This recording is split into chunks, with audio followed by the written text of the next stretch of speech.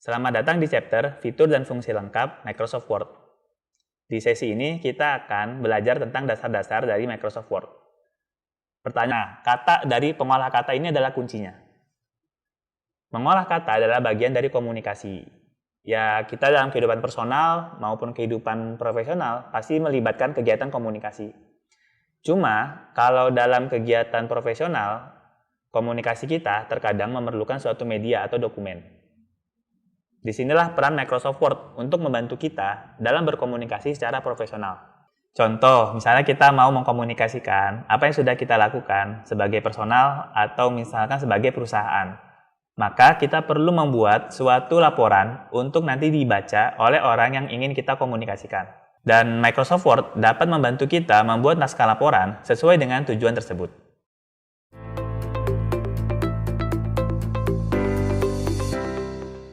Contoh, misalnya kita mau mengkomunikasikan apa yang sudah kita laporkan secara personal atau secara perusahaan. Maka kita bisa membuat naskah laporan dengan Microsoft Word. Seperti contoh yang ada di layar ini. Ini adalah contoh naskah laporan yang dibuat dengan Microsoft Word.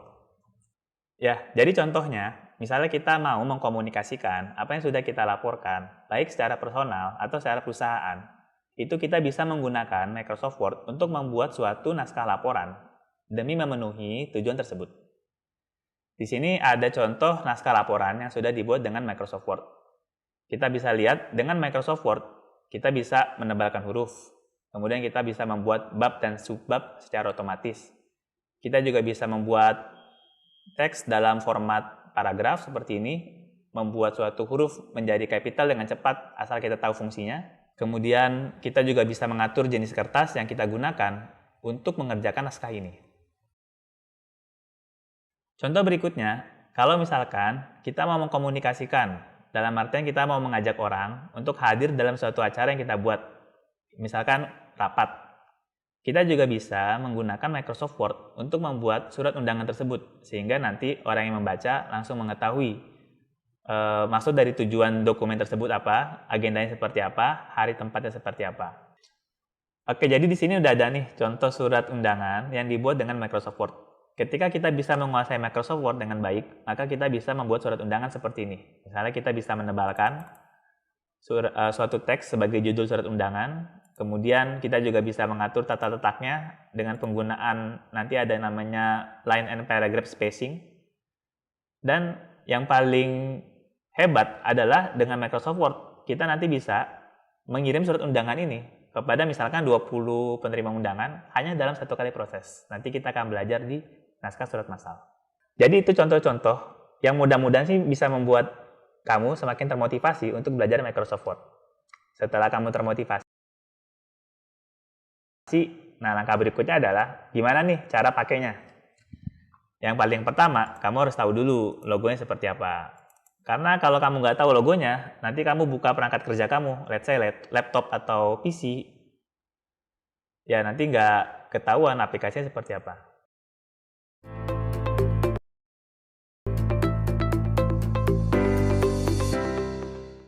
Nah, jadi di sini adalah logo-logo Microsoft Word. Microsoft Word sendiri umurnya udah panjang, dan setiap versi itu ditandai dengan tahun.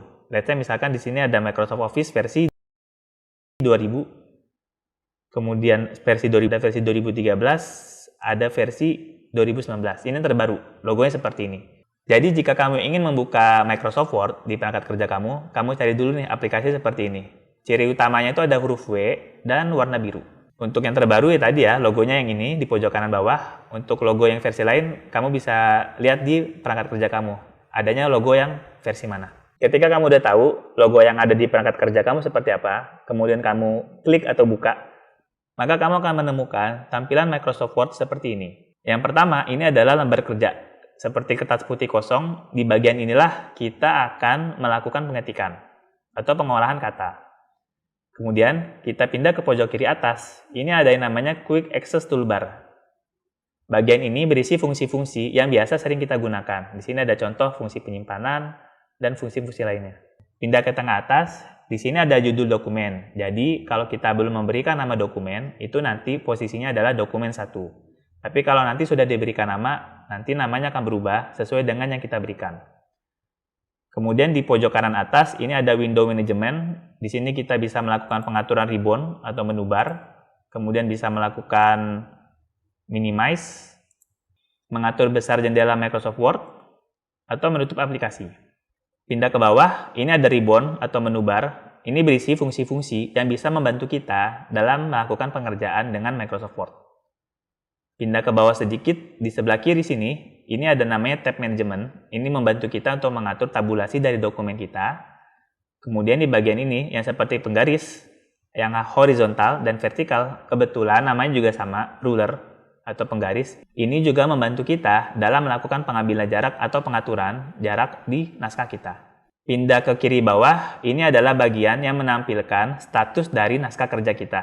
Kita bisa melihat halaman dari dokumen yang sudah kita buat, kemudian jumlah katanya, bahasa yang digunakan, dan status tracking. Pindah ke kanan bawah, di sini ada bagian yang membantu kita dalam mengatur tampilan Microsoft Word. Kita bisa merubahnya misalkan menjadi bentuk seperti buku, atau kembali lagi ke model print seperti awal. Atau kita bisa membesarkan tampilan aplikasinya seperti ini dengan menggeser ke kanan, atau menghasilkannya dengan menggeser ke kiri. Demikian penjelasan tentang informasi awal dari Microsoft Word. Semoga bisa membantu kita dalam menyelesaikan pekerjaan.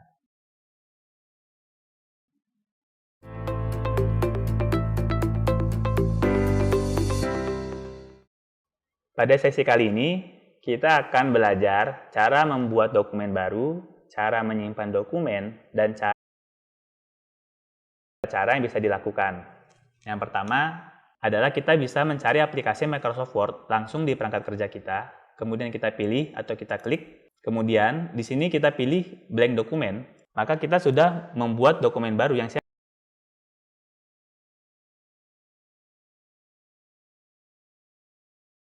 Seperti ini posisinya, dan kita ingin membuat suatu dokumen baru, kita bisa menggunakan menu file.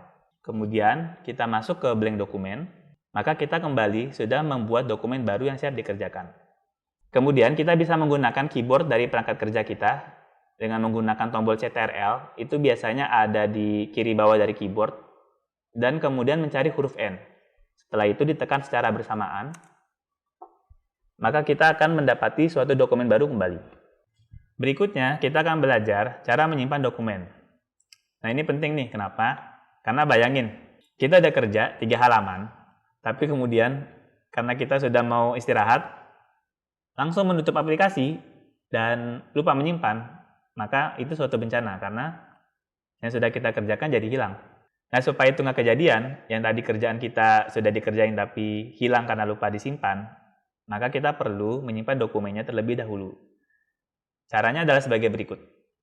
Pertama, kita masuk ke menu file, kemudian kita masuk ke menu save.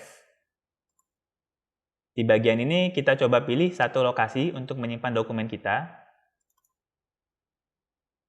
Nah, di sini kita bisa melakukan penamaan pada dokumen atau pengubahan format dokumen jika diperlukan. Jika sudah oke, kita pilih save, maka dokumen akan tersimpan. Cara lainnya adalah kita menggunakan Quick Access Toolbar yang seperti pernah saya jelasin, itu ada di kiri atas. Ada di kiri atas ini. Kita pilih logo yang berbentuk seperti disket, maka kita akan kembali ke menu penyimpanan. Kita bisa mengulangi proses yang sama seperti tadi. Dan cara lainnya untuk menyimpan dokumen, kita kembali bisa menggunakan keyboard perangkat kerja kita. Jadi kita kembali mencari tombol CTRL, tapi kali ini huruf S. Kita tekan CTRL dan huruf S secara bersamaan. Maka kita akan kembali ke proses yang seperti tadi. Kita tinggal ulangi, maka dokumen kembali sudah tersimpan. Kemudian ketika kita sudah selesai beristirahat dan ingin kembali bekerja, maka kita perlu membuka dokumen yang sudah pernah kita simpan. Caranya adalah, pertama kita masuk ke menu file, kemudian kita masuk ke menu open. Di bagian ini kita pilih dokumen yang ingin kita kerjakan kembali. Maka dokumen yang kita ingin kerjakan sudah tersaji dan siap dikerjakan kembali. Cara lainnya adalah kita gunakan keyboard kembali, keyboard perangkat kerja. Kali ini hurufnya CTRL dan huruf O. Kita tinggal mengulang proses yang sama seperti tadi, memilih file, maka filenya juga sudah terbuka lagi. Demikian penjelasan tentang cara membuat dokumen baru, cara menyimpan dokumen, dan cara membuka dokumen yang sudah tersimpan. Semoga bisa membantu kita dalam menyelesaikan pekerjaan.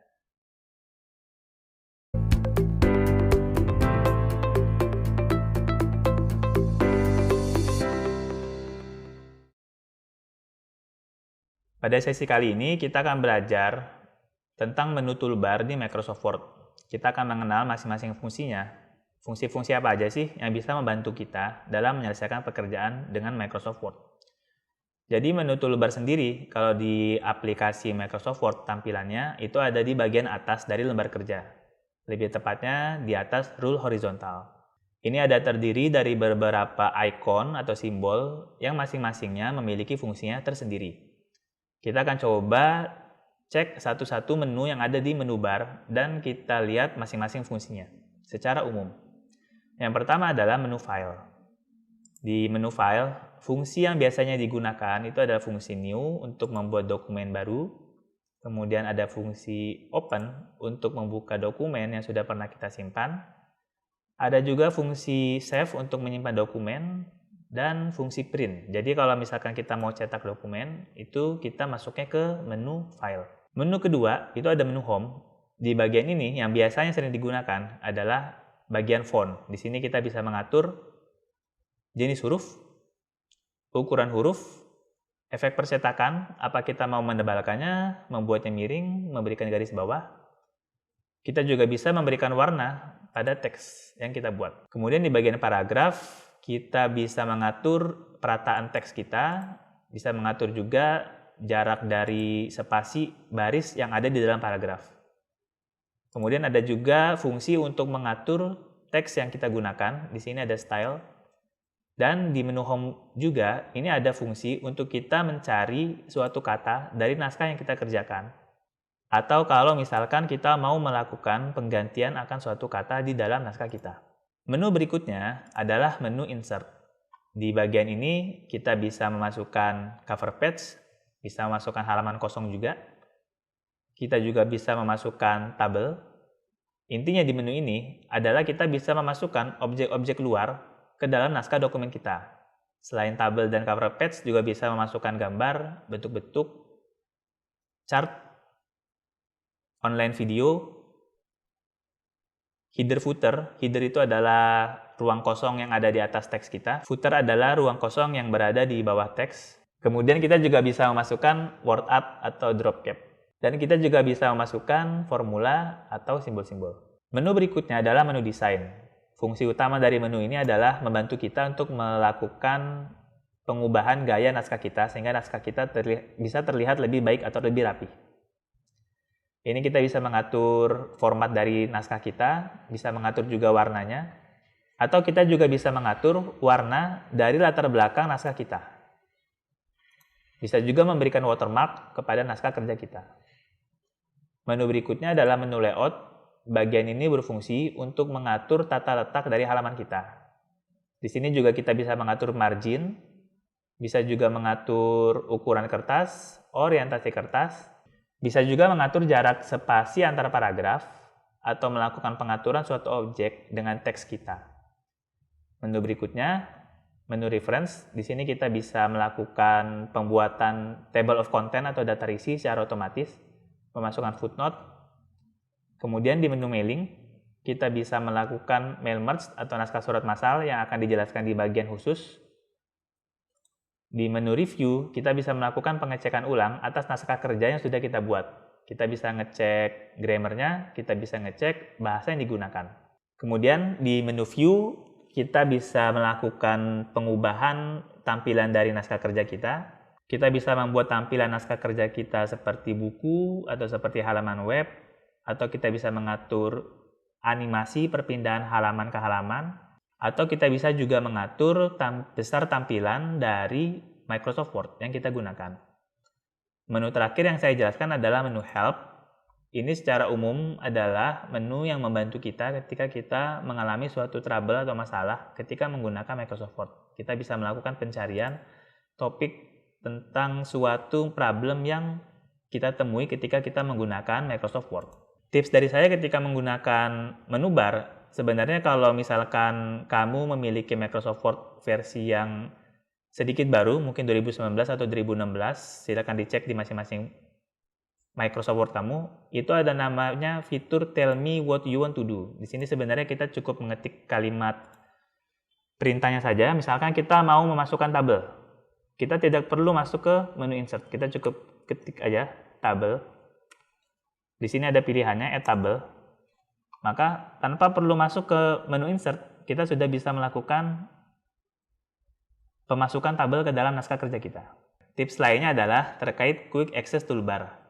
Kalau kamu mau mengubah icon yang muncul di sini, kamu cukup mengklik atau memilih tanda panah ke bawah, kemudian kamu centang yang ingin kamu tampilkan di Quick Access Toolbar, misalkan New.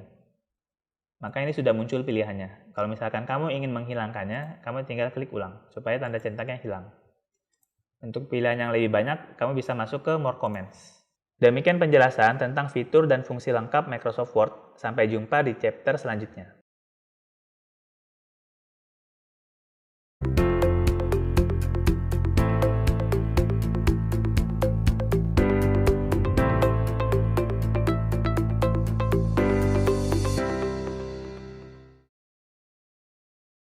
Selamat datang di chapter handal membuat dokumen penting dalam berbagai format. Jadi di bagian ini kita akan belajar cara menggunakan Microsoft Word untuk membuat naskah dengan berbagai macam format. Naskah pertama yang akan kita pelajari itu adalah naskah format paragraf. Kalau misalkan kita ingin memiliki naskah yang berbentuk seperti ini, seperti paragraf yang baris pertamanya menjorok ke dalam, cara yang bisa dilakukan adalah sebagai berikut. Caranya adalah kita bisa menggunakan menu keyboard. Kita bisa menekan tombol tab, maka kita sudah memiliki paragraf dengan baris pertama yang menjorok ke dalam. Cara lainnya, selain menggunakan keyboard, kita juga bisa menggunakan ruler horizontal. Kita pilih first line indent yang di bagian atas ini. Kemudian kita geser ke jarak yang kita inginkan. Maka secara otomatis baris pertama paragraf kita sudah menjorok ke dalam.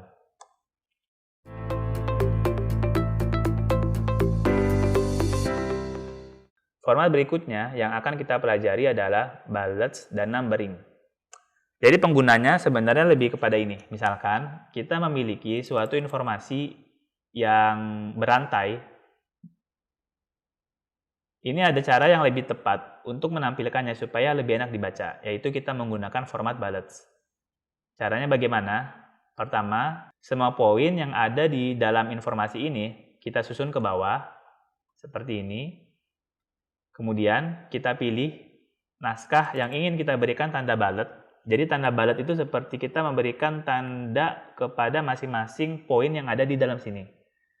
Jadi kita masuk ke menu home, ini kita sudah masuk. Kemudian kita pilih bullets. Maka naskah yang sudah kita pilih itu sudah berubah formatnya menjadi bullets. Pengaturan bullets yang bisa kita lakukan adalah pertama, kita bisa mengubah bentuk bullets yang kita ingin gunakan. Kembali kita pilih naskah yang kita ingin ganti bulletsnya. Kemudian kita kembali ke bullets di menu home. Tapi kita pilih tanda panah ke bawahnya. Ini akan membuka pilihan format bullets yang lainnya di bullets library. Kita tinggal pilih saja bentuk yang kita inginkan. Maka bentuknya sudah berubah sesuai dengan yang kita pilih. Pengaturan lainnya adalah kita bisa mengubah level dari bullets yang kita miliki. Misalkan 3 poin di bawah ini. Misalkan 3 poin di bawah ini, kita mau jadikan dia sebagai bagian dari poin keempat. Maka, kita tinggal pilih ketiga poin tersebut. Kita kembali ke bullets, pilih tanda panah ke bawah. Kita pilih change list level. Di bagian ini kita pilih level 2. Maka posisi bullets sudah berubah.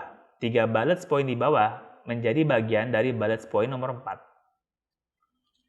Kalau misalkan kita ingin menggunakan numbering, sebenarnya caranya mirip dengan bullets. Jadi perbedaan bullets dan numbering, kalau bullets itu dia seperti simbol-simbol yang berada di samping teks. Tapi kalau numbering itu dia bentuknya penomoran. Caranya juga sama, kita pilih naskah yang ingin kita buat dalam format numbering. Kita masuk ke numbering yang ada di samping bullets ini. Ini bullets, ini numbering. Kita pilih.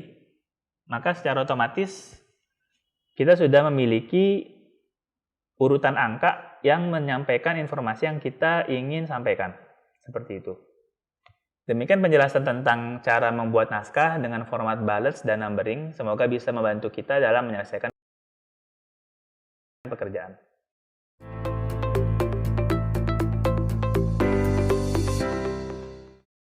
Berikutnya kita akan belajar tentang cara membuat naskah dengan format tabulasi. Atau lebih tepatnya, bagaimana cara menggunakan tabulasi. Di Microsoft Word yang paling sering digunakan adalah ketika kita membuat daftar isi dari dokumen kita. Jadi, titik-titik ini atau garis-garis ini bukan sesuatu yang diketik secara manual, tapi bisa secara otomatis dengan menggunakan format tabulasi. Di sesi ini kita akan belajar cara penggunaan tab di Microsoft Word. Jadi nanti ini ada contoh bagaimana cara kita menggunakan tab atau tabulasi dalam Microsoft Word. Saya akan menggunakan cara pembuatan daftar isi secara otomatis di dalam Microsoft Word dengan cara menggunakan tabulasi. Jadi titik-titik yang ada di dalam daftar isi ini tidak dibuat secara manual dengan menekan tombol titik terus taruh nomor halaman. Tapi ini bisa dibuat dengan otomatis ketika kita bisa menggunakan tabulasi. Caranya seperti apa? Pertama, kita pilih judul-judul dari daftar isi ini. Kemudian kita masuk ke line and paragraph option. Masuk ke line spacing options. Kemudian kita pilih tab di kiri bawah ini. Di bagian ini kita perlu men-set 2 tab stop position. Satu untuk nomor halaman, satu untuk memunculkan garis-garis. Untuk nomor halaman kita set di 17 cm. Alignment kita pilih right. Leadernya kita pilih none, kemudian set. Tab stop position berikutnya, untuk memunculkan garis-garis kita pilih 15 cm. Kemudian alignmentnya kita pilih right. Leadernya kita pilih 2 karena titik-titik. Kemudian kita pilih set. Kemudian kita pilih OK. Setelah itu kita tinggal menaruh penanda atau kursor di bagian akhir dari judul. Kemudian kita tekan tab di keyboard kita, biasanya di kiri atas. Maka garis-garisnya secara otomatis akan muncul, atau titik-titik. Jadi nggak perlu melakukan titik secara berulang di keyboard. Setelah itu kita tinggal menaruh nomor halaman.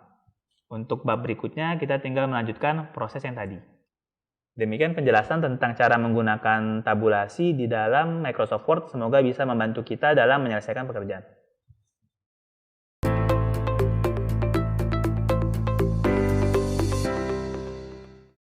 Pada sesi kali ini kita akan belajar cara membuat naskah dengan format kolom. Dengan format kolom, seperti yang kamu lihat di layar, ini kita bisa menampilkan informasi lebih banyak di dalam satu halaman dibandingkan dengan format lainnya. Selain itu, format kolom biasanya kita temukan ketika kita membaca artikel, buku, atau jurnal ilmiah. Sehingga ketika kamu mendapatkan suatu pekerjaan terkait hal-hal tersebut, kamu sudah tahu menggunakan format apa. Untuk membuat format kolom, caranya adalah sebagai berikut.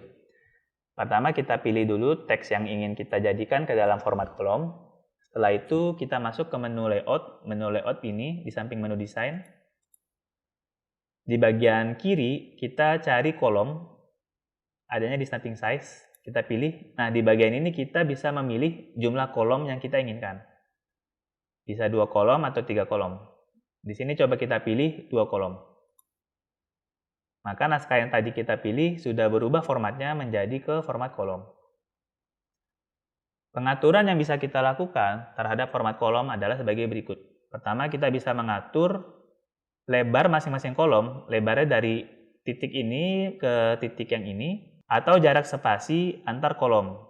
Jarak spasi itu adalah jarak kolom yang sebelah kiri ini, ujung kolom sebelah kiri ini, dan awal kolom sebelah kanan ini. Pengaturannya seperti apa? Pertama, kita masuk kembali ke menu kolom. Di bagian ini kita pilih More Column. Di sini kita bisa mengatur width itu lebar, spacing itu jarak spasi. Dampak dari perubahan pengaturan yang kita lakukan akan terlihat di kotak kanan ini. Misalkan kita coba ubah lebar kolomnya. Misalkan menjadi 15 cm. Di sini terlihat ya, jarak spasinya menjadi lebih sedikit. Karena secara otomatis kalau kolomnya diperlebar, jarak spasinya makin tipis. Dan jarak spasi yang di sini ini juga secara otomatis akan menyesuaikan. Kita pilih OK. Maka pengaturan yang sudah kita lakukan itu bisa terlihat di layar sekarang. Bentuk pengaturan lainnya itu adalah ketika misalkan kita ngelihat nih di halaman pertama ini ada kolom yang terpotong. Terpotong oleh ujung halaman. Kemudian kita ingin supaya tidak ada kolom yang terpotong oleh ujung halaman. Caranya seperti apa? Pertama kita taruh penanda di baris pertama paragraf yang terpotong. Kemudian kita masuk ke menu layout. Di sini kita ada pilihan break, kita pilih, di bagian ini kita pilih kolom. Maka paragraf yang tadi terpotong oleh ujung halaman sudah terpindahkan ke kolom sebelahnya, sehingga dia tidak jadi terpotong. Ketika kita menggunakan format kolom, bentuk orientasi atau bentuk lembar kerja kita itu sebaiknya menggunakan model landscape dibandingkan portrait. Silakan kita lihat pembandingannya. Kalau landscape itu space untuk menampilkan kolomnya jadi lebih lega. Tapi kalau portrait, kolomnya jadi semakin terpotong seperti ini. Jadi ketika kita diminta membuat naskah dengan format kolom, pastikan orientasi lembar kerja kita itu sudah menjadi landscape terlebih dahulu.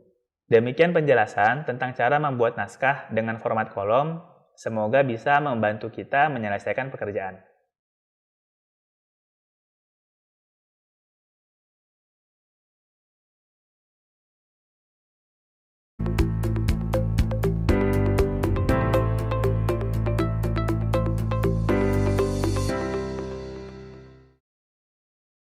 Pada sesi ini, kita akan belajar cara membuat naskah dengan format tabel. Kegunaan dari tabel adalah untuk menampilkan informasi secara terstruktur. Misalnya kalau kita lihat di layar, ini ada informasi ibu kota negara-negara ASEAN dengan jumlah penduduknya. Kalau kita tidak menggunakan format tabel, maka kemungkinan formatnya akan berantakan. Tapi ketika kita menggunakan format tabel, di sini jadi terlihat lebih rapi informasi-informasinya. Cara membuat naskah dengan format tabel, yang paling pertama adalah kita harus tahu cara memasukkan tabel ke dalam naskah kerja kita. Caranya adalah kita masuk ke menu Insert, kemudian kita masuk ke tabel. Di bagian ini kita bisa memilih jumlah baris atau jumlah kolom yang kita inginkan. Maka kita sudah memiliki tabel di dalam naskah kerja kita. Hal yang perlu kita ketahui ketika kita sudah memiliki tabel di dalam naskah kerja kita, maka kita akan memiliki dua menu tambahan terkait tabel, yaitu menu desain tabel dan menu layout tabel. Dengan menu layout tabel, kita bisa melakukan penggabungan dua sel atau lebih, biasa disebut merge, pemisahan suatu sel menjadi beberapa baris atau kolom, biasa disebut split, atau menghapus baris atau kolom, biasa disebut delete. Untuk melakukan penggabungan dua sel atau lebih, caranya adalah pertama kita pilih dulu sel yang ingin kita gabungkan. Jadi sel itu adalah kotak-kotak ini, bagian-bagian dari tabel. Karena yang ingin kita gabungkan adalah misalnya 5 sel ini, maka kita pilih semua. Kemudian kita kembali ke menu layout tabel, kita pilih merge cells, maka jumlah selnya sudah bergabung menjadi satu sel. Kemudian untuk memisahkan satu sel menjadi beberapa baris atau kolom, kita bisa memilih sel yang kita ingin pisahkan, kemudian kita pilih split cell. Di bagian ini kita bisa pilih jumlah baris atau jumlah kolom yang kita inginkan. Untuk informasi, baris itu vertikal ya ke bawah. Jadi ketika kita baca tabel ini, tabel ini memiliki 1, 2, 3, 4, 5, 6. 6 baris dan 1, 2, 3, 4. 4 kolom. Jadi kolom itu adalah yang horizontal.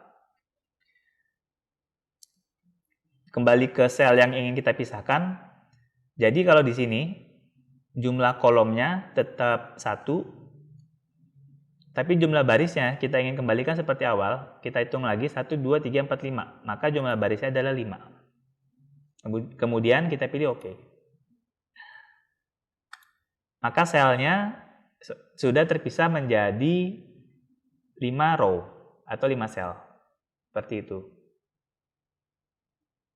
Kemudian kalau misalkan kita ingin menghapus suatu baris atau kolom, kita bisa menggunakan fitur delete. Caranya kita pilih baris atau kolom yang kita ingin hapus. Di contoh ini saya ingin menghapus kolom regional ini. Kemudian kita kembali ke menu layout, kita pilih delete. Di sini ada beberapa pilihan. Delete cell itu berarti kita menghapus satu sel saja. Kemudian kalau delete kolom itu menghapus satu kolom. Kolom itu tadi ya, berarti kita menghapus satu baris ke bawah. Kalau menghapus row itu kita menghapus baris, artinya satu baris yang horizontal kita hapus. Dan yang terakhir adalah delete table. Ini kita menghapus table secara keseluruhan. Karena tadi saya ingin menghapus kolom regional ini, maka saya pilih delete kolom. Maka kolom regionalnya sudah hilang. Nah, kalau melihat tabel ini tabel ini kan terlihatnya sangat plain ya, datar. Kita bisa melakukan penghiasan pada tabel kita. Caranya kita masuk ke desain. Di bagian ini ada table style, kita bisa pilih salah satu template yang bisa digunakan.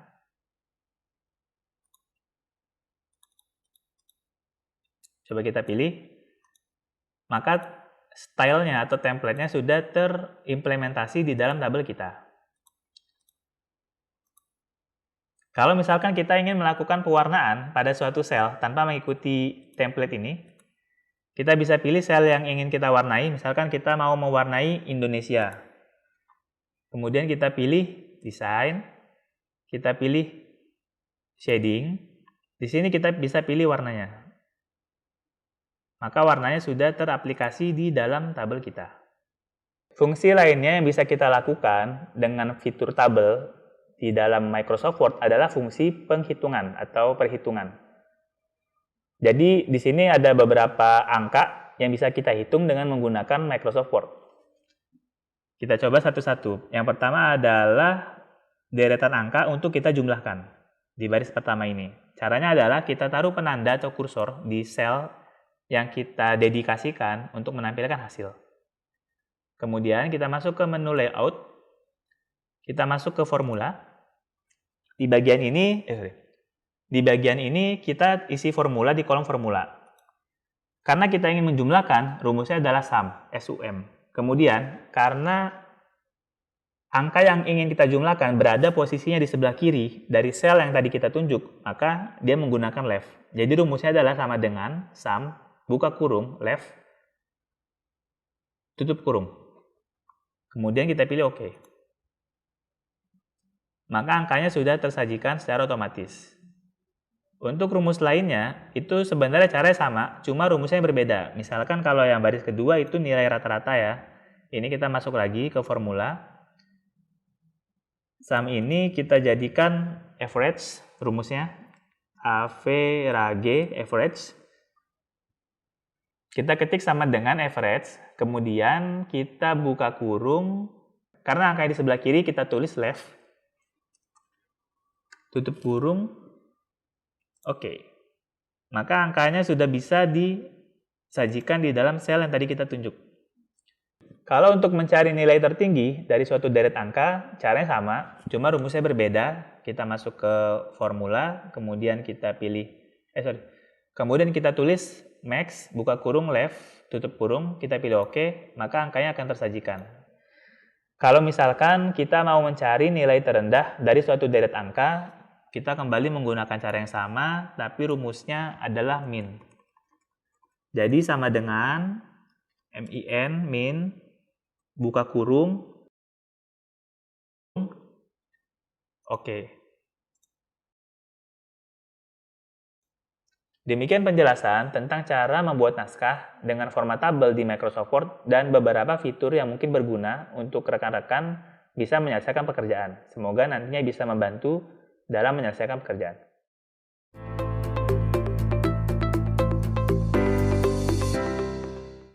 Pada sesi kali ini, kita akan belajar cara menggunakan mail merge atau surat massal untuk membuat surat undangan.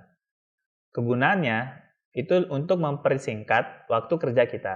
Coba bayangin, misalkan kita mesti membuat suatu surat undangan kepada 20 peserta.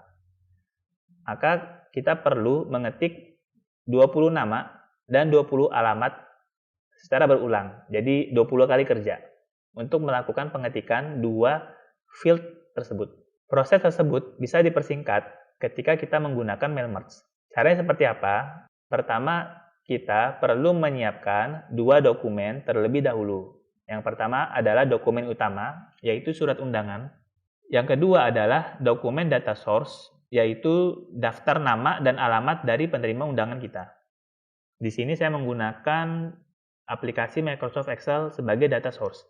Cara penggunanya seperti apa? Pertama kita masuk ke menu Mailings. Kemudian kita pilih Select Recipients. Karena kita sudah membuat listnya terlebih dahulu, kita bisa langsung pilih Use as Existing List. Tapi kalau belum, kita bisa pilih ini.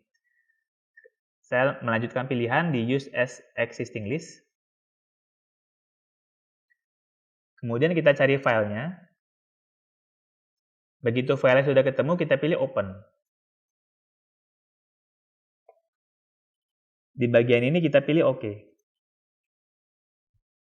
Maka dua dokumen, yaitu dokumen utama dan dokumen data source, itu sudah terhubung. Langkah berikutnya adalah kita memasukkan field ke dalam naskah kita. Yang pertama adalah kita pilih nama. Kemudian kita masuk ke Insert Match Field. Untuk mengisi nama, kita pilih nama. Karena tadi di daftar Excel yang saya pakai, itu daftar namanya saya masukkan ke kolom nama.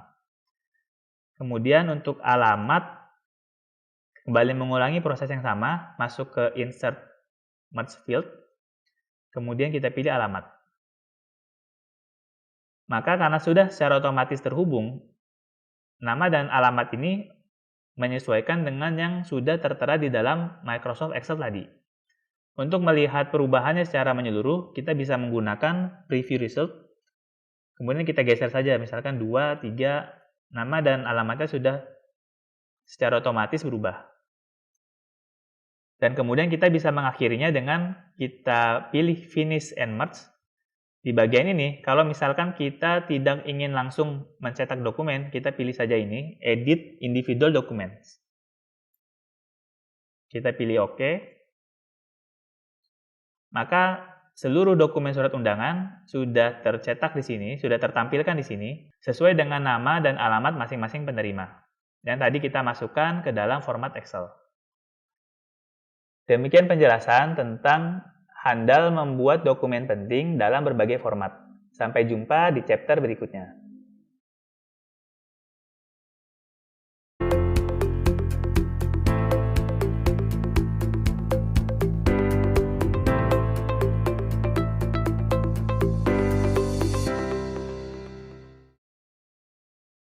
Selamat datang di chapter Tips dan Trik Mengedit Naskah Termudah. Di dalam chapter ini kita akan belajar bagaimana kita mengedit naskah supaya nanti naskahnya bisa menjadi lebih rapi dan terlihat lebih profesional. Bentuk edit atau pengaturan pertama yang bisa kita lakukan adalah pengaturan terhadap kertas kerja kita.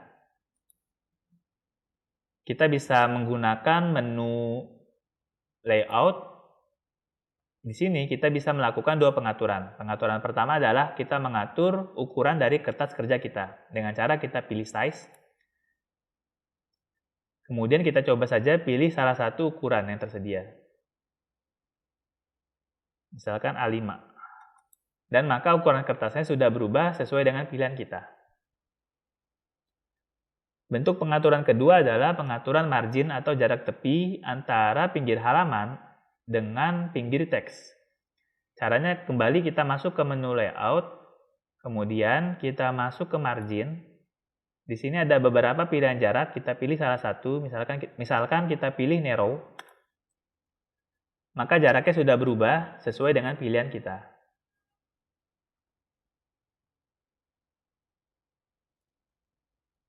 Selain kertas kerja, kita juga bisa melakukan perubahan pengaturan pada teks kita. Pengaturan pertama yang bisa kita ubah pada teks adalah pengaturan jenis huruf dan ukuran huruf. Caranya adalah kita masuk ke menu Home. Setelah kita pilih naskahnya, kita pilih jenis huruf di bagian ini. Banyak huruf yang tersedia. Banyak jenis huruf yang tersedia. Kita tinggal pilih salah satu.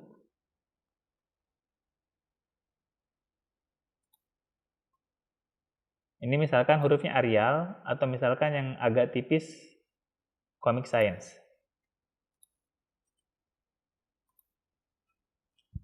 Maka jenis hurufnya sudah berubah sesuai dengan pilihan kita. Dan kalau kita ingin mengubah ukuran dari huruf, kita tinggal masuk ke menu di sebelahnya. Di sini kita bisa pilih salah satu ukuran yang tersedia. Ukuran hurufnya akan berubah sesuai dengan pilihan kita. Pengaturan berikutnya adalah kita bisa mengatur jarak spasi antar baris di dalam paragraf. Caranya adalah kita masuk ke line and paragraph spacing. Kita pilih salah satu ukuran yang ada di sini. Misalkan kita pilih 2. Maka jarak barisnya akan menjadi lebih renggang dibandingkan yang tadi. Kita juga bisa memberikan suatu efek pada teks kita. Caranya adalah kita pilih teks yang ingin kita berikan efek, kembali ke menu Home. Di bagian bawah font, itu ada beberapa pilihan, ada 4 lebih tepatnya, yaitu bold untuk menebalkan, italic itu membuat teks lebih miring, underline itu memberikan garis di bawah teks, dan strike through itu memberikan coretan pada teks. Pengaturan lainnya adalah kita bisa mengatur efek perataan teks. Caranya seperti apa? Kita masuk ke paragraf. Di sini ada 4 pilihan. Kita coba satu-satu. Yang pertama adalah align left. Ini jadi paragrafnya ke kiri. Kemudian center, itu dia akan ke tengah. Kemudian ada align right. Ini dia paragrafnya jadi ke kanan. Dan yang terakhir ada justify. Ini dia jadi rata kiri. Terakhir, pengaturan yang bisa kita lakukan adalah kita bisa memasukkan header dan footer ke dalam naskah kerja kita. Caranya adalah kita masuk ke menu Insert. Kemudian di bagian kanan, ini ada header, ada footer. Kita coba pilih satu-satu. Kita pilih header.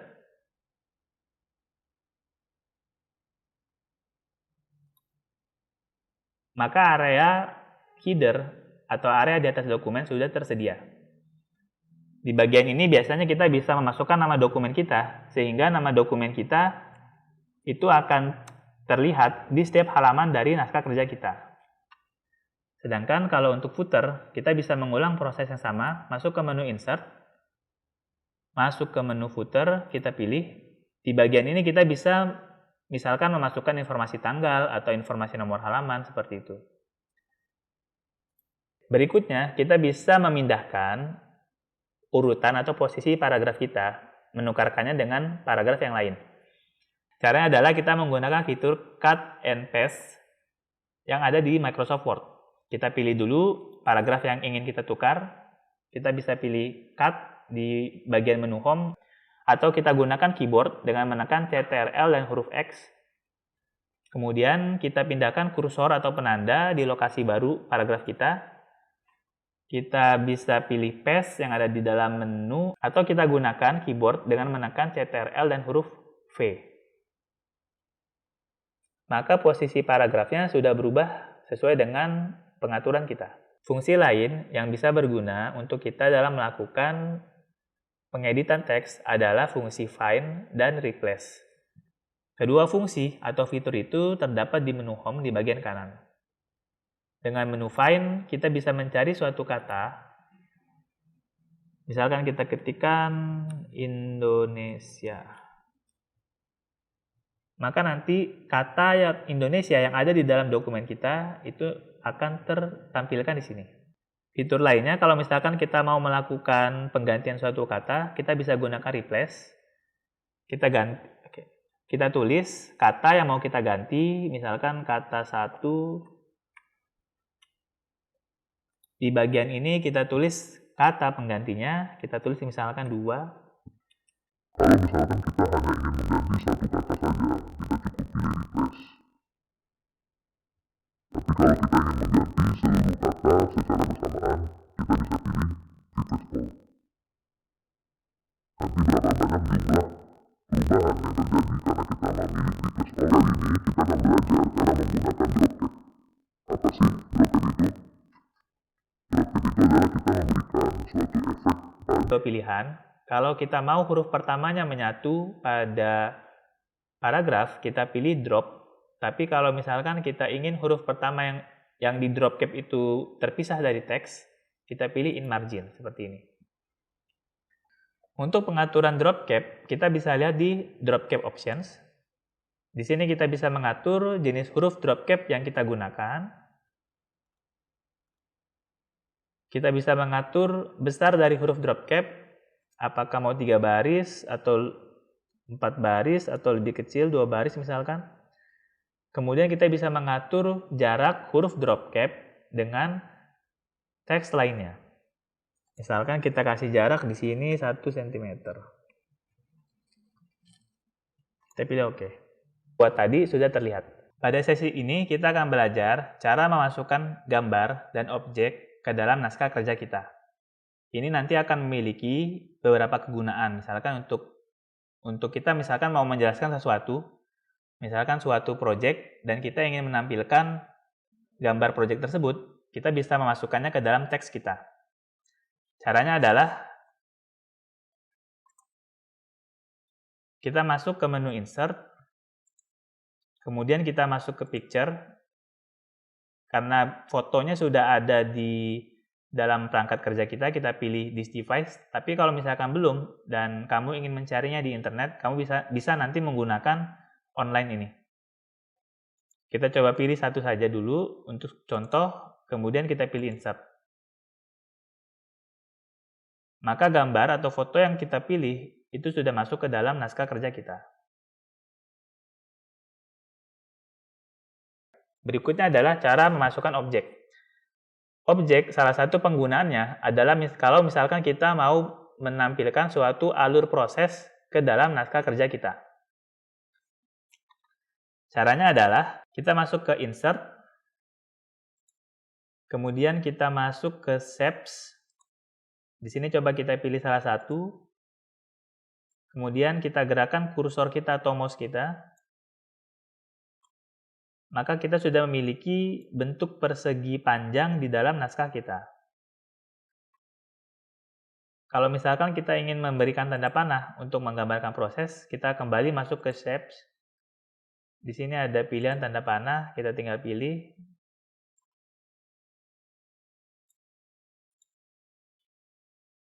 Maka naskah kerja kita sudah memiliki tanda panah.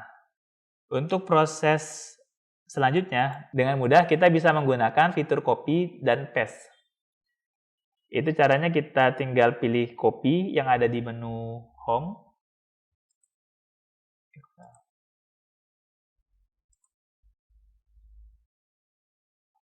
Atau kita menggunakan keyboard dengan huruf CTRL dan C. Kemudian kita bisa melakukan paste. Caranya sama dengan yang tadi sudah dijelaskan.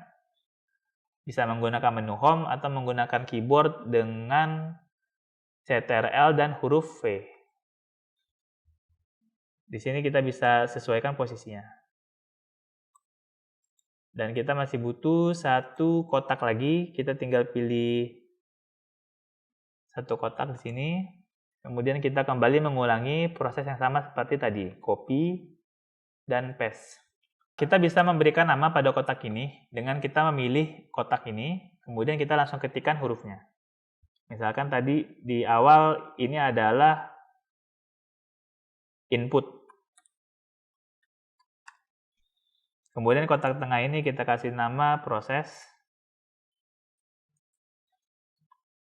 Dan di kotak akhir ini misalkan kita kasih nama output. Maka kita sudah memiliki suatu alur proses dengan penggunaan shapes di dalam dokumen kerja kita. Pada sesi kali ini, kita akan belajar cara membuat word art.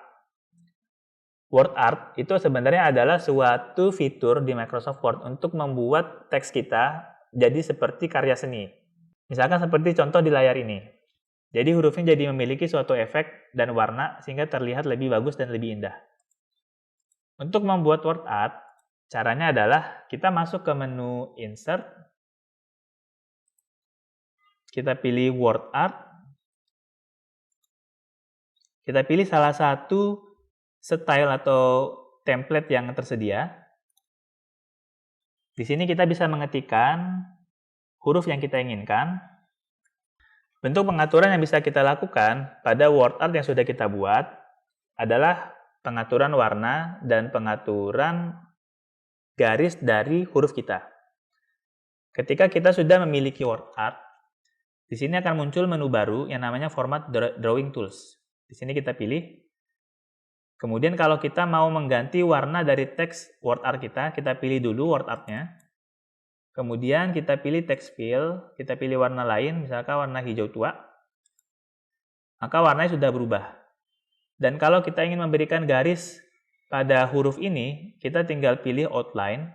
Misalkan garisnya garis silver, atau mungkin garis warna hitam, kita tinggal pilih. Atau mungkin garis warna merah. Maka garis dari hurufnya sudah berubah menjadi warna yang sesuai kita pilih.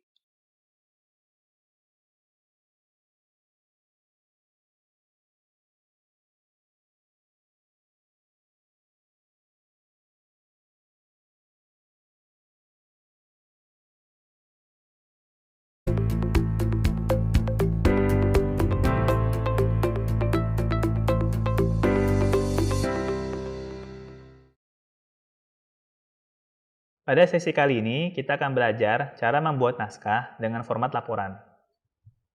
Jadi ketika kita sudah membuat laporan dengan format seperti ini, terdiri dari beberapa bab, kemudian ada judul bab, ada subjudul bab, ada teksnya, ada isinya, maka kita bisa melakukan beberapa sentuhan akhir supaya naskah laporan ini menjadi seperti laporan pada umumnya. Ada cover page-nya, ada daftar isinya, ada nomor halamannya. Langkah-langkahnya adalah sebagai berikut. Pertama, kita harus melakukan break atas setiap chapter yang kita buat. Caranya seperti apa? Pertama, kita taruh penanda di bagian akhir dari bab. Misalkan kalau contoh ini adalah bab 1. Kemudian kita masuk ke menu layout, kita pilih break. Di bagian ini kita masuknya ke section breaks. Jadi kita mau membagi naskah kita menjadi beberapa section. Kita pilih kita pilih next page karena kita maunya bab 2 ini berbeda halaman dari bab 1. Jadi sudah pindah. Untuk bab berikutnya kita juga bisa melakukan proses yang sama.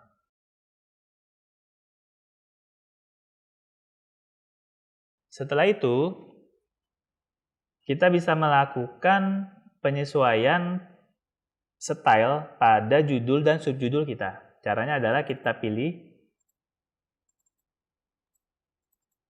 subjudulnya, kita pilih judul dari babnya. Judul dari bab, kita usahakan seragam, itu stylenya adalah heading 1. Heading 1 seperti ini. Kita bisa cek untuk bab 2 dan bab lainnya. Ini juga sama, heading 1. Heading 1, heading 1. Sedangkan untuk subjudul adalah ini. Ini kita pilih stylenya menjadi heading 2. Dan untuk isi, itu kita pilih style normal. Jadi formatnya seperti itu ya. Untuk judul bab, kita gunakan heading 1. Untuk subjudul, kita pilih heading 2. Untuk isi, kita pilih normal. Langkah selanjutnya adalah kita memasukkan table of content, tapi kita tidak menggunakan model tabulasi seperti yang dijelaskan di chapter sebelumnya. Kita akan menggunakan menu reference. Kita masuk ke table content. Kita pilih salah satu pilihan. Di sini sudah kelihatan ya. Jadi semua judul dari daftar isi yang masuk nanti itu adalah heading 1. Maka secara otomatis kita sudah memiliki daftar isi. Nah, kalau kita lihat, ini bab 1 dan pendahuluan, ini kan sebenarnya satu judul ya. Tapi kenapa bisa terpisah seperti ini? Ini kita perlu melakukan suatu trik untuk mengakali si daftar isi ini. Caranya adalah untuk bab 1 ini kita kembalikan lagi pendahuluan ke atas. Ketika kita mau melakukan enter, kita harus menekan tombol enter bersamaan dengan tombol shift supaya nanti terbaca oleh sistemnya Microsoft Word sebagai satu kesatuan. Seperti ini. Kalau di sini belum terupdate, maka caranya adalah kita pilih update table. Kita pilih yang kedua ini, update enter table. Kemudian kita pilih OK. Maka yang tadinya pendahuluan menjadi bab sendiri, itu sudah bergabung menjadi bab 1. Sudah sampai sini, jangan lupa untuk menggunakan fitur break kembali. Di bawah daftar isi, kita kembali masuk ke layout, kemudian kita pilih break. Next page. Selanjutnya, kita bisa memasukkan cover page atau halaman cover. Caranya kita masuk ke menu insert, kita pilih cover page. Kita pilih salah satu saja. Maka kita sudah memiliki cover, daftar isi, dan isi. Langkah selanjutnya adalah kita memasukkan nomor halaman ke dalam naskah kerja kita. Cara memasukkan nomor halaman, kita masuk ke menu insert, kemudian kita masuk ke page number. Kalau misalkan nomor halamannya mau di atas, kita pilih top. Tapi kalau saya inginnya di bawah, jadi saya akan pilih bottom of page. Saya akan pilih di sebelah kanan. Maka kita sudah memiliki nomor halaman. PR selanjutnya, kita inginnya halaman 1 dimulai dari pendahuluan. Jadi pendahuluan ini harusnya mulainya dari nomor 1. Sedangkan daftar isi itu nggak perlu dikasih halaman. Nah, untuk membuat yang seperti itu, kita perlu melakukan beberapa penyesuaian kembali. Pertama, kita pilih nomor halaman di halaman pertama bab 1. Nanti kita akan mendapatkan menu baru, yaitu menu desain kembali, tapi ini untuk header dan footer. Setelah itu, kita coba matikan link to previous. Kita matikan dulu seperti ini. Kemudian, kita masuk ke page number. Kita masuk ke format page number. Di bagian bawah, kita matikan continue from previous section. Kemudian, kita pilih start at 1. Oke. Maka halaman bab 1 sudah berubah menjadi dimulai dari halaman 1. Tapi ini belum selesai karena kita tadi inginnya daftar isi ini tidak ada nomor halaman. Jadi kita tidak memiliki halaman 1 double seperti ini. Caranya adalah kita tinggal pilih saja halaman di daftar isi. Kemudian kita pilih page number. Kita pilih remove page number. Maka halamannya hilang. Kalau misalkan tadi link to previous yang ada di sini tidak dimatikan, ketika kita menghapus nomor halaman di sini, maka semua nomor halaman akan hilang. Maka ketika kita mau melakukan hal ini, kita perlu mematikan link to previous-nya terlebih dahulu.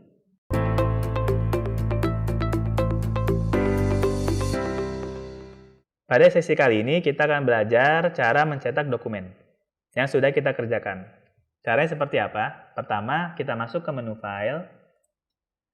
Di bagian ini kita pilih print. Kalau misalkan kita mau memilih printer yang akan kita gunakan untuk mencetak, kita bisa pilih printer. Ada beberapa pilihan, kita bisa pilih salah satunya.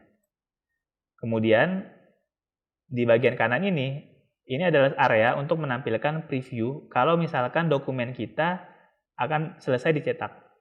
Kita bisa menggunakan scroll ke bawah atau menggunakan tanda panah ini untuk melihat keseluruhan halaman kita.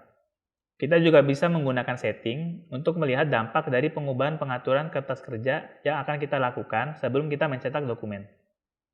Misalnya, ini portrait. Kalau misalkan kita mau ganti jadi landscape, kira-kira seperti apa ya waktu di print? Itu bisa kelihatan di sini. Atau misalkan kita menggunakan kertas A4 sekarang. Kalau misalkan kita menggunakan kertas A5, seperti apa ya hasil printnya? Kita bisa pilih, itu kelihatan di sini. Jadi, pastikan sebelum kita mencetak dokumen, gunakanlah secara optimal fitur setting ini untuk melihat dampak dari masing-masing perubahan ketika kita mau melakukan percetakan. Dan sampai kita sudah mencetak, tapi rupanya hasilnya tidak sesuai karena formatnya tidak kita atur sebelumnya, sehingga kita harus mencetak ulang.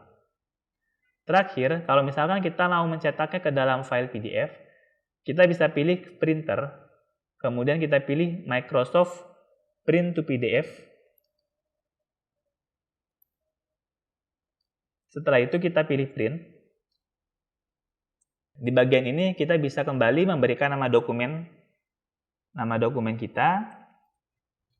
Kemudian kita pilih save.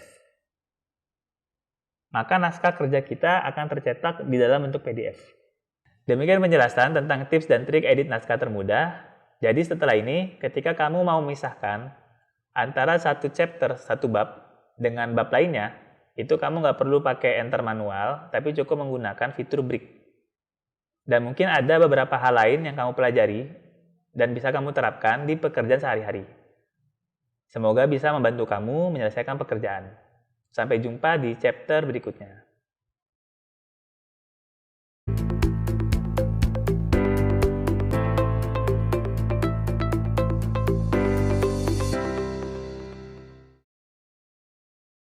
Selamat datang di chapter Kunci Penggunaan Microsoft Excel. Pada sesi kali ini, kita akan melakukan pengenalan awal terhadap Microsoft Excel. Sebenarnya, apa sih Microsoft Excel itu? Kenapa kita harus mempelajarinya? Apa aja yang kira-kira Microsoft Excel bisa bantu kepada kita ketika kita misalkan melakukan suatu pekerjaan? Jadi, Microsoft Excel itu adalah aplikasi pengolah data. Data itu bisa berupa angka, bisa berupa nilai uang, bisa berupa waktu, bisa berupa teks, dan Microsoft Excel bisa membantu kita dalam melakukan pengolahannya. Microsoft Excel ini melengkapi dari aplikasi yang sudah kita pelajari sebelumnya, yaitu Microsoft Word. Di Microsoft Excel, kita tidak bisa membuat surat menyurat seperti di Microsoft Word. Tapi di Microsoft Excel, kita nanti bisa melakukan beberapa hal yang tidak bisa dilakukan oleh Microsoft Word. Sehingga, meskipun kita sudah menguasai Microsoft Word, menguasai Microsoft Excel tetap menjadi suatu keharusan agar kita bisa lebih sukses.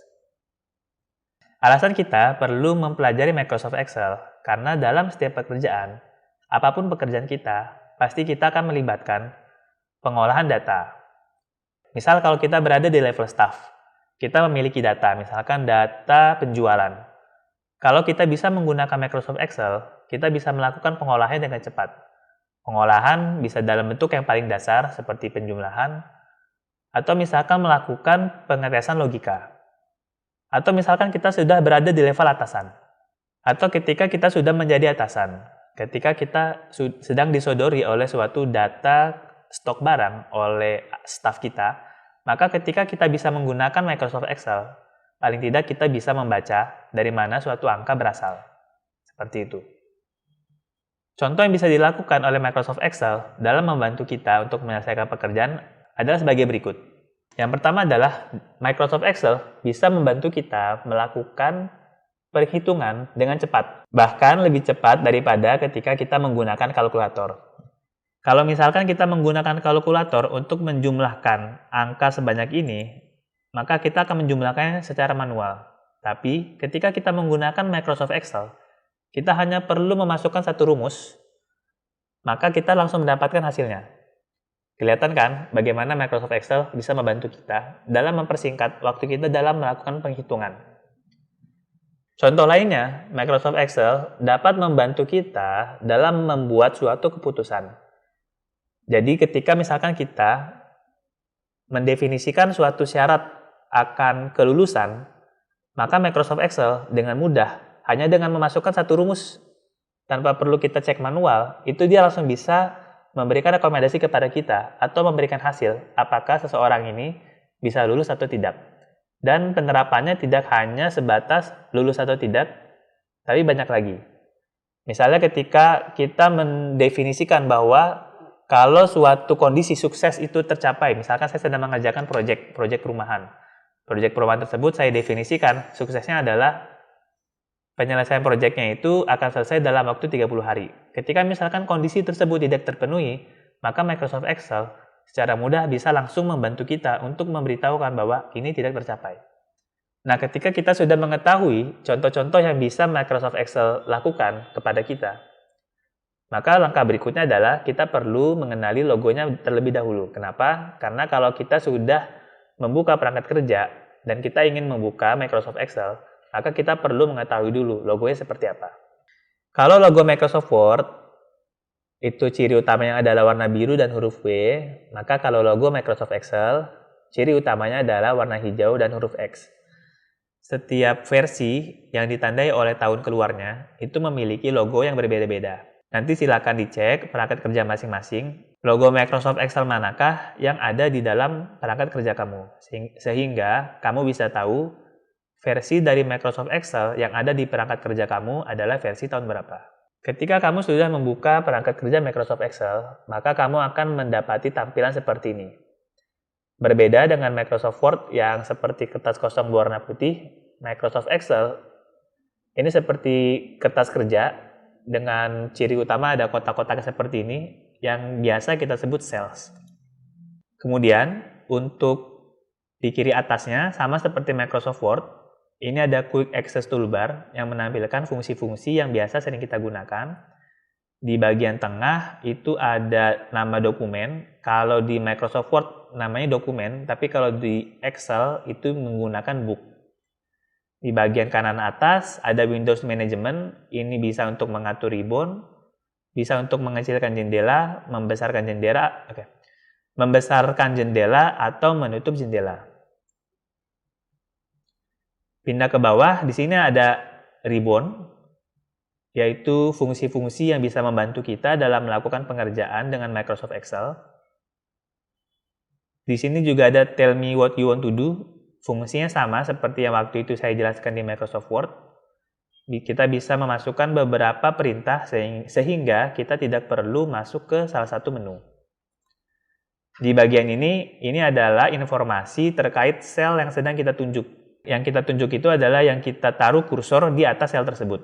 Misalkan kalau sekarang posisinya adalah D2, maka kalau kursor atau penanda saya pindahkan ke sini, maka ini berubah menjadi E5. Di sebelah kanannya, ini adalah kolom formula. Di sini kita bisa mengisi formula atau mengisi value dari sel tersebut. Yang abjad ini adalah penanda dari kolomnya. Jadi kolom A, kolom B, kolom C, seterusnya. Sedangkan untuk yang vertikal, yang angka ini, numerikal, ini adalah penanda untuk barisnya. Baris 4, baris 10, seperti itu. Di bagian kiri bawah, ini adalah fitur untuk kita mengelola sheet dari workbook kita atau sheet dari dokumen kita. Nanti kita bisa melakukan penambahan suatu sheet di dalam dokumen kerja kita sehingga satu dokumen bisa memiliki lebih dari satu sheet. Di bagian ini adalah scroll, horizontal scroll yang membantu kita untuk melakukan scrolling atau menggeser tampilan aplikasi sesuai dengan arah yang kita tunjuk. Kalau misalkan kita pilih ke kanan, maka scrollnya akan bergerak seperti ini. Kalau scrollnya kita pilih ke kanan, maka layarnya akan bergerak seperti ini. Sedangkan kalau untuk tampilan vertikal, kita juga bisa menggunakan scroll vertikal. Kalau kita pilih tanda panah ke bawah, maka tampilan layarnya akan bergerak ke bawah seperti ini. Di bagian paling bawahnya, ini adalah fitur atau fungsi untuk mengatur tampilan aplikasi. Kita juga bisa mengatur besar dan kecilnya tampilan aplikasi ketika kita menggeser bar di bawah ini.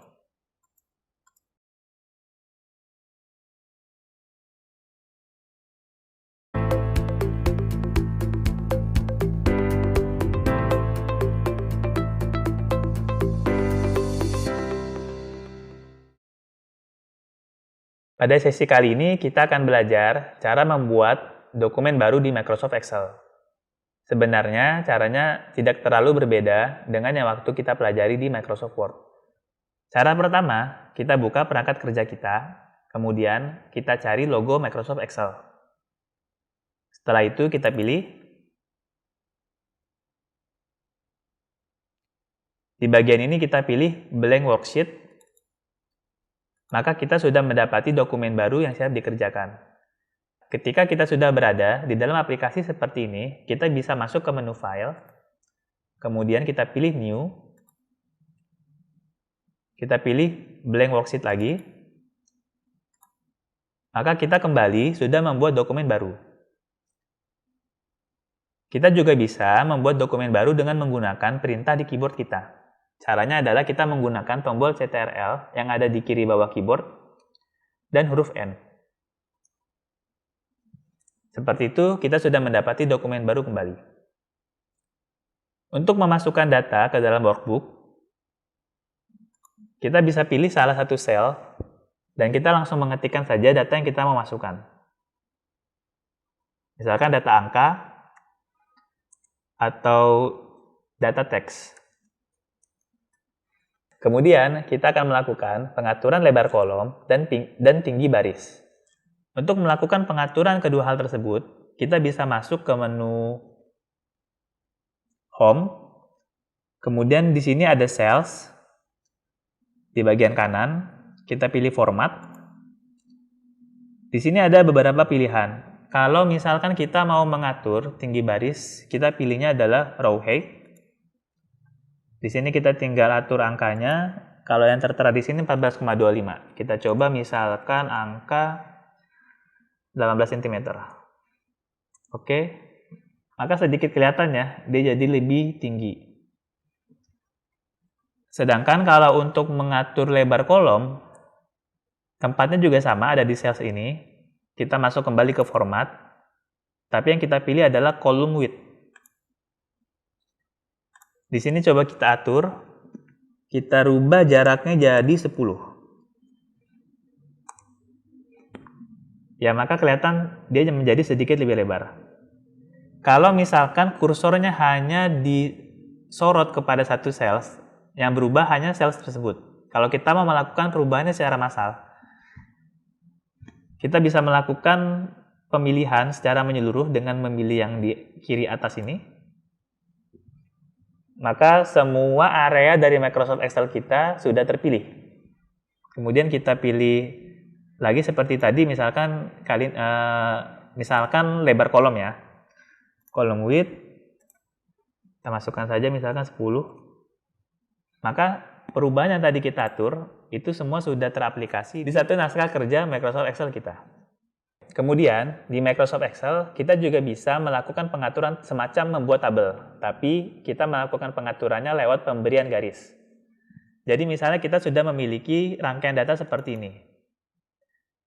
Untuk membuatnya lebih rapi, kita bisa memberikan garis supaya dia terlihat menjadi seperti tabel. Caranya adalah kita pilih semua data ini, kemudian kita masuk ke menu Home, di bawah font ini ada border atau garis. Di sini kita pilih, kalau misalkan kita mau membuatnya seperti tabel, maka kita pilih all border.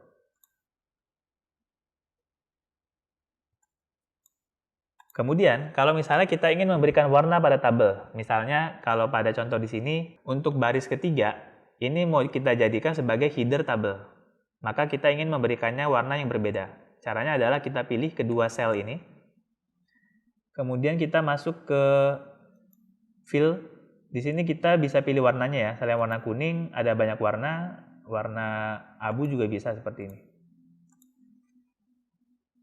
Kemudian misalnya kita menambah satu kolom di sebelah kiri, kolom regional. Kita tambahkan ASEAN.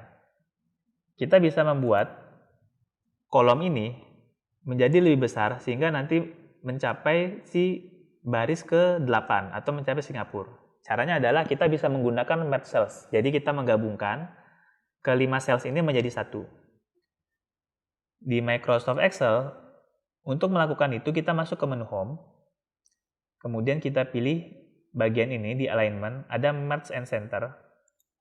Ada beberapa pilihan sih, kalau Merge and Center itu artinya kita menggabungkan, tapi sekaligus kita langsung secara otomatis menaruh huruf ke dalam posisi tengah.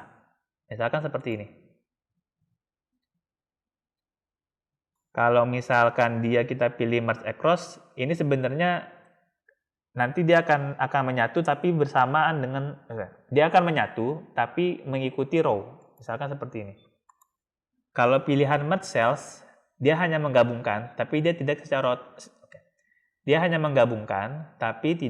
otomatis mengubah posisi teks menjadi ke tengah.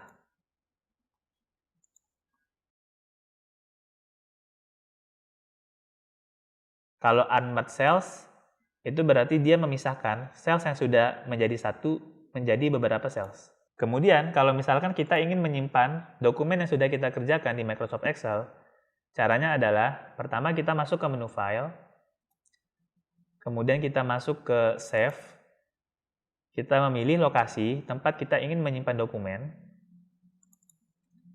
Di sini kita bisa memberikan nama atas file atau mengubah format file jika dibutuhkan, kemudian kita pilih Save, maka dokumen akan tersimpan. Cara lainnya kita menggunakan Quick Access Toolbar yang di kiri atas. Kita memilih logo yang seperti disket ini. Kita mengulangi proses yang sama seperti tadi. Mengubah nama file, mengubah format dokumen, pilih Save.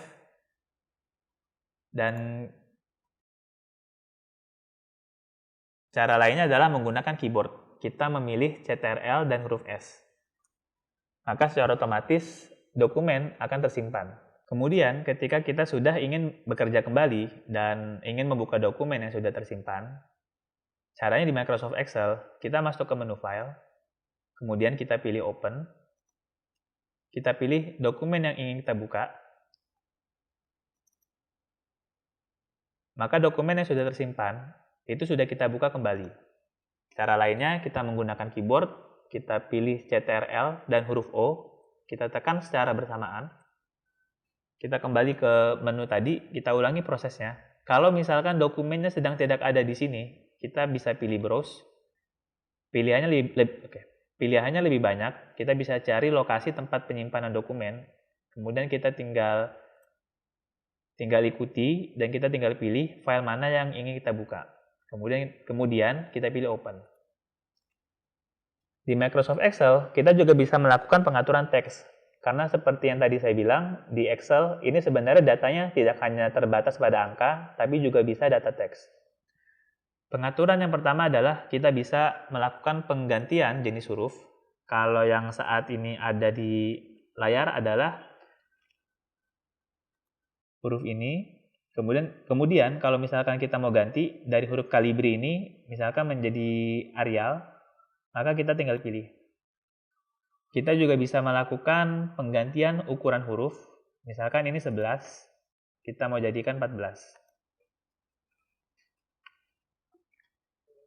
Kita juga bisa memberikan efek pada teks seperti yang bisa kita lakukan di Microsoft Word.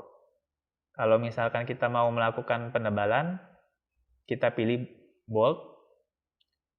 Misalkan kita mau membuatnya menjadi lebih miring, kita buat italic. Kalau mau memberikan garis bawah, underline.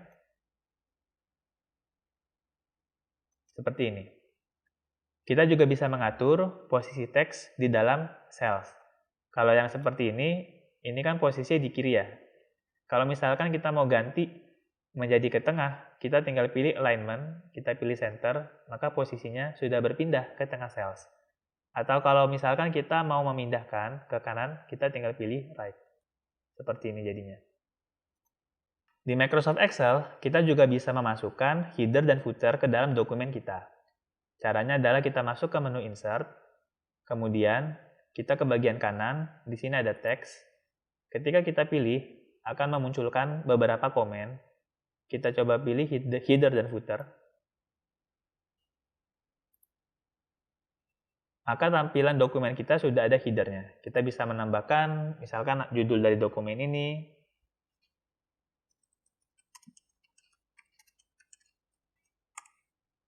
atau footer misalkan keterangan seperti tanggal.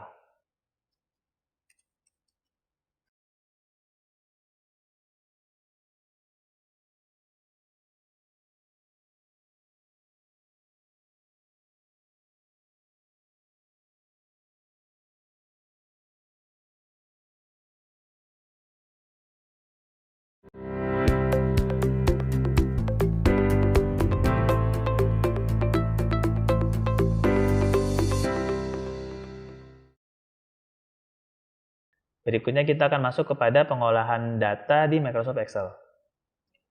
Pada sesi kali ini, kita akan mempelajari cara melakukan format data, baik format data number atau format data waktu. Untuk mengubah format data, misalkan kita sudah memasukkan angka seperti ini, kita bisa melakukan formatnya menjadi beberapa format lain, seperti format akuntansi atau format mata uang. Caranya adalah kita pilih cells yang ingin kita rubah formatnya, kita pilih ini, kemudian kita masuk ke menu Home,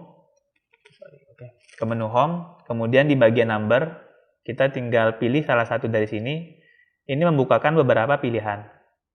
Kalau kita pilih number, jadi seperti ini, dia tetap seperti angka, tidak ada perubahan. Kalau misalkan kita pilih currency, dia jadi ada nilai mata uangnya, dia jadi ada kode mata uangnya, jadi ada Rp-nya. Kita bisa coba satu-satu. Ini untuk accounting, seperti ini. Kita bisa melakukan format data dalam bentuk kalender. Kalau misalkan dalam bentuk short date, jadi seperti ini. Kalau dalam bentuk long date, jadinya yang tadinya angka menjadi nama bulan. Kemudian kita juga bisa mengubah angka koma menjadi ke dalam bentuk percentage. Caranya adalah kita pilih angka yang mau kita ganti, kemudian kita pilih percentage. Maka angkanya sudah berubah menjadi angka percentage. Kalau misalnya kita mau tetap menggunakan angka number, seperti ini, dan kita mau memberikan tanda ribuan, kita bisa menggunakan fitur yang ada di bawah kolom yang tadi kita pilih. Di sini ada misalkan comma style, ini artinya kita menambahkan tanda ribuan. Kita coba pilih, maka tanda ribuannya jadi muncul seperti ini. Nah, demikian penjelasan tentang formatting data di Microsoft Excel. Jadi ketika kita nanti melakukan formatting data, ini gunanya adalah misalnya kita membuat suatu laporan keuangan.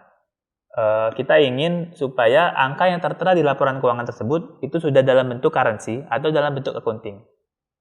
Maka kita bisa langsung melakukan formattingnya secara sekaligus, seperti itu. Kemudian kalau misalkan kita angkanya yang tadinya koma mau dijadiin persen, itu kita harus langsung membuatnya dalam formatting percentage, sehingga akan lebih mudah ketika kita menyajikan laporan dalam bentuk Excel ini. Berikutnya, kita akan belajar cara mengelola sheet di Microsoft Excel. Sheet ini adalah salah satu ciri khas Excel. Jadi, di satu file Excel, kita bisa punya banyak sheet. Sheet ini ada di sebelah kiri bawah. Ini ditandai dengan sheet 1 kalau belum dikasih nama. Kalau kita mau menambah suatu sheet, kita bisa menekan tanda plus di sini, maka akan muncul sheet berikutnya. Cara lainnya, kita bisa melakukan klik kanan pada sheet, kemudian kita pilih insert. Di sini lebih banyak pilihannya. Tapi kita pilih worksheet, kemudian kita pilih OK. Maka sheet baru sudah tersedia. Membayangkan sheet di Microsoft Excel ini seperti kita membayangkan fungsi tab di browser. Entah itu Google Chrome atau Mozilla Firefox. Jadi itu nanti akan membantu kita berpindah dari satu lembar data ke lembar data lainnya tanpa berpindah file.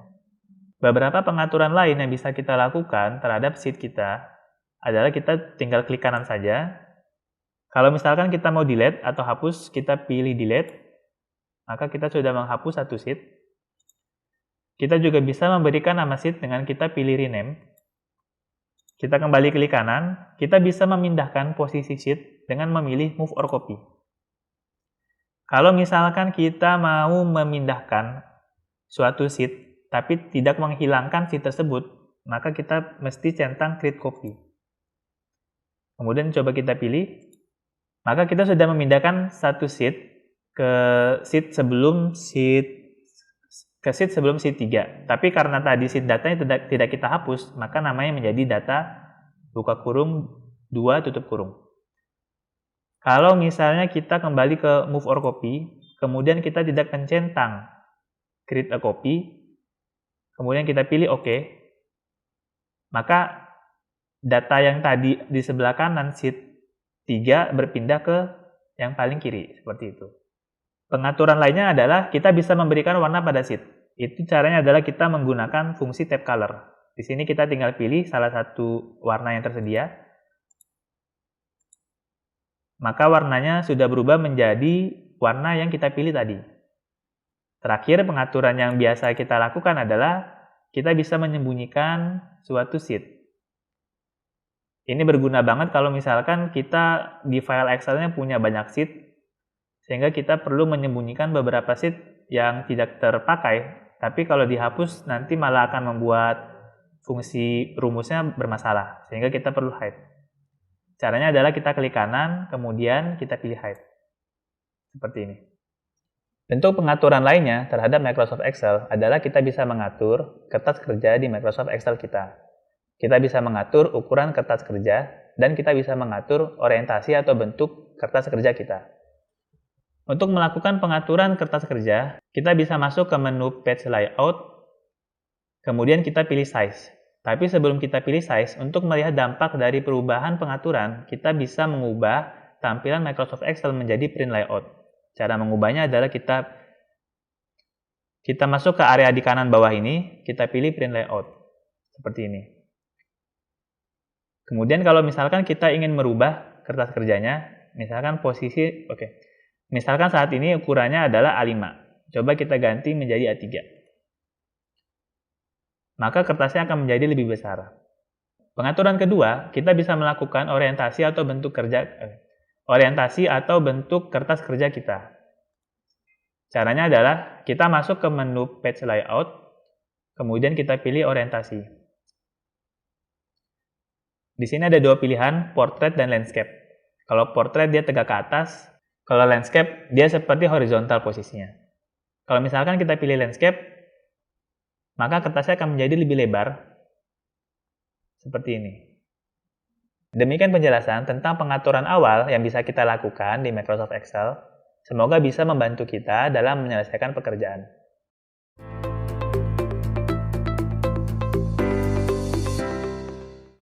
Mulai pada bagian ini, kita akan mempelajari kekuatan dari Microsoft Excel. Kekuatannya, seperti yang saya bilang di awal, Microsoft Excel dapat membantu kita dalam melakukan pengolahan data atau dapat membantu kita dalam membuat keputusan ketika kita sudah membaca suatu data. Fungsi paling dasar dalam melakukan pengolahan data adalah fungsi untuk menjumlahkan, mengurangkan, mengalihkan, membagikan, dan memangkatkan, atau disebut fungsi aritmatika. Pada bagian ini kita akan coba melakukan fungsi operasi aritmatika dengan menggunakan Microsoft Excel.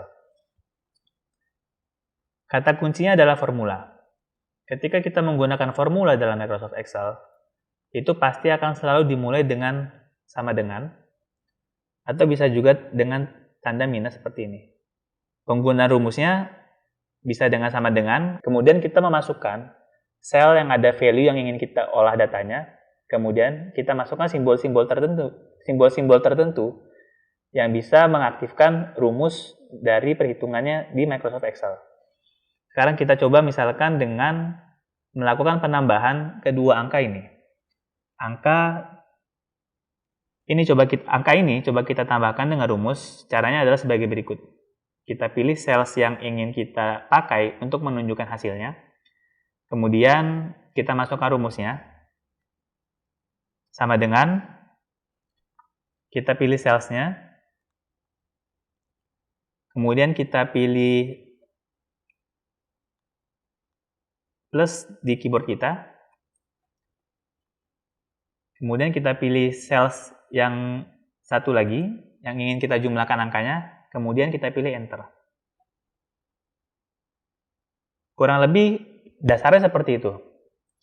Untuk kurang, pangkat, bagi, dan kali, caranya sama dengan, kemudian kita masukkan sales yang ada value-nya, tapi simbolnya yang berbeda. Kalau tambah, itu menggunakan plus. Kalau kurang, itu menggunakan simbol minus. Kalau pangkat, dia menggunakan simbol caret. Kalau bagi, dia menggunakan simbol seperti ini, garis miring. Kalau kali, Dia menggunakan simbol asterisk. Ya, demikian penjelasan tentang operasi aritmatika. Semoga bisa membantu kita dalam menggunakan Microsoft Excel untuk membantu melakukan analisa data.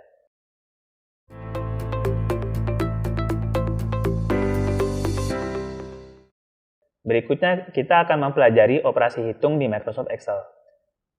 Ketika kita mempelajari operasi hitung, sebenarnya utamanya adalah kita belajar tentang absolut dan relatif dalam melakukan perhitungan di Microsoft Excel.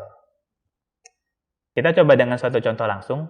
Misalkan seperti ini, kita punya data seperti ini. Ada nama toko, ada rata-rata harga jual produk per toko, kemudian ada jumlah barang terjual setiap toko. Untuk nilai penjualannya, berarti kita menggunakan rumus kali. Sama dengan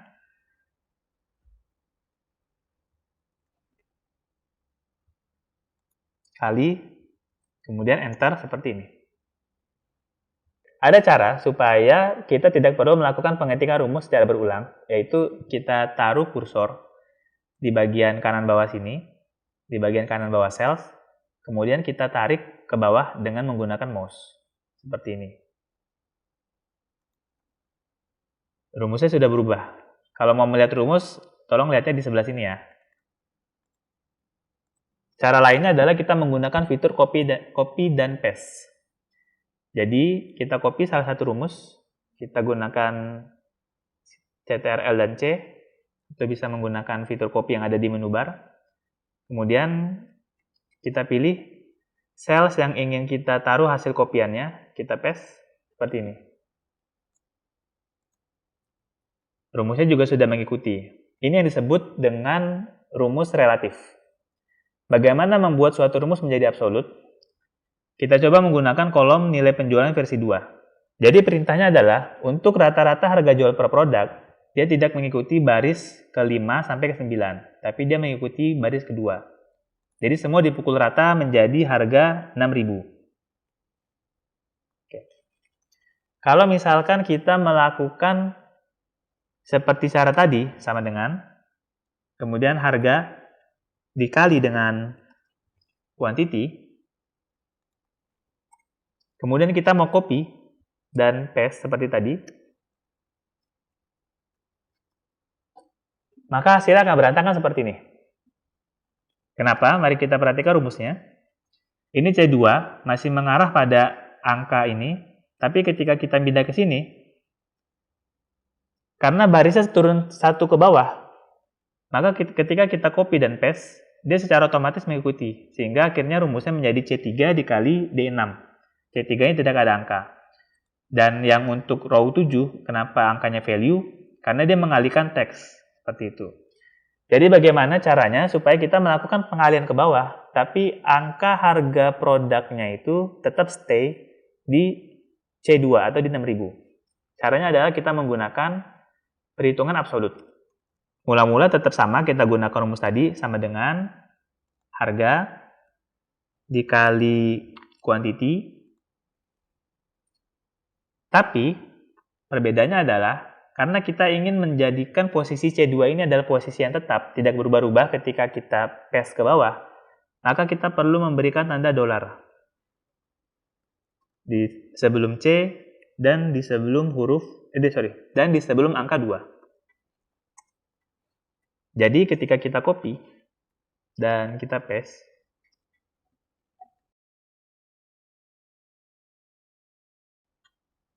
maka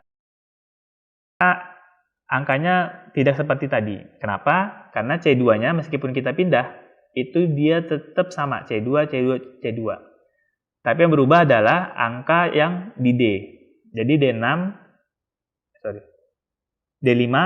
D6, D7, D8, D9. Jadi ketika misalkan kita mau melakukan perhitungan seperti ini, jangan lupa untuk menggunakan simbol $ di sebelum penanda kolom dan penanda baris.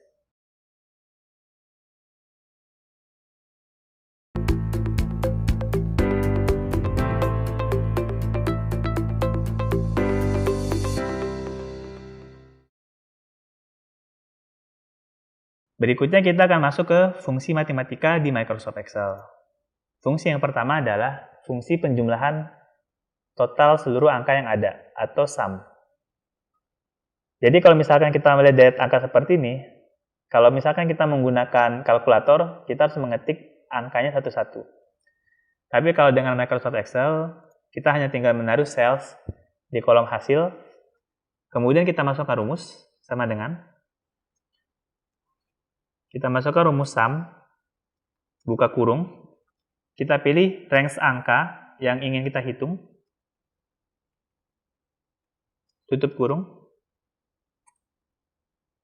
maka angkanya sudah keluar. Inilah angka hasil penjumlahan dari deret angka yang ada di sini. Perhitungan lainnya adalah kita menggunakan rumus sum if. Apa sih bedanya dengan rumus sum tadi? Bedanya adalah kalau rumus sum if kita memberikan kategori atau persyaratan bahwa kita hanya menghitung sebagian dari nilai yang ada. Jadi kalau misalkan kita menggunakan rumus sum, maka angka yang ada di kolom D ini akan terhitung semua. Tapi kalau misalkan kita mau menghitung hanya angka milik apel, jadi kita hanya ingin menghitung jumlah apel yang berada di toko A, toko B, toko C, dan toko D, tapi tidak mau menghitung jumlah jeruk dan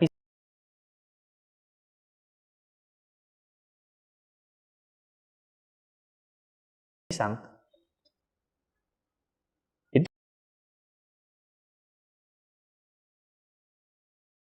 itu kita bisa menggunakan rumus sum if. Caranya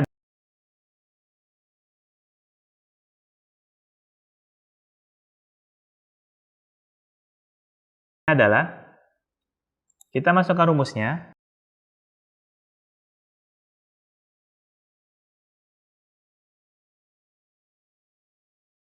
sama dengan sum if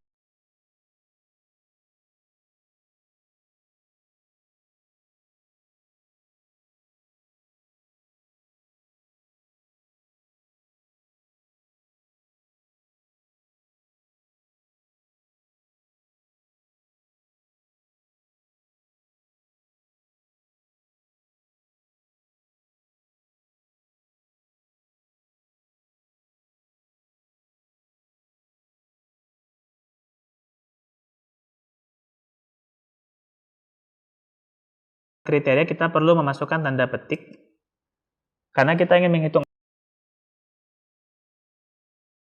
apel, maka kita ketik saja apel. Kemudian kita tutup.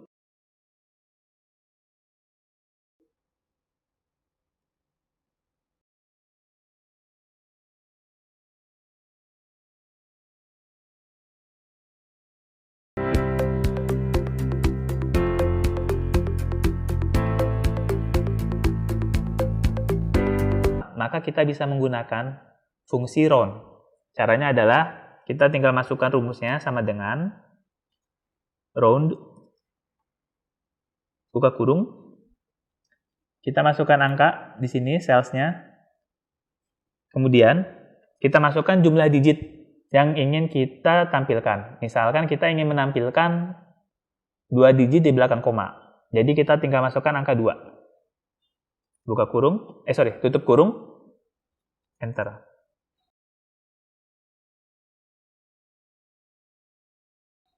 Maka jadi seperti ini. Kalau misalkan kita mau jadikan dia 3 angka di belakang koma, cara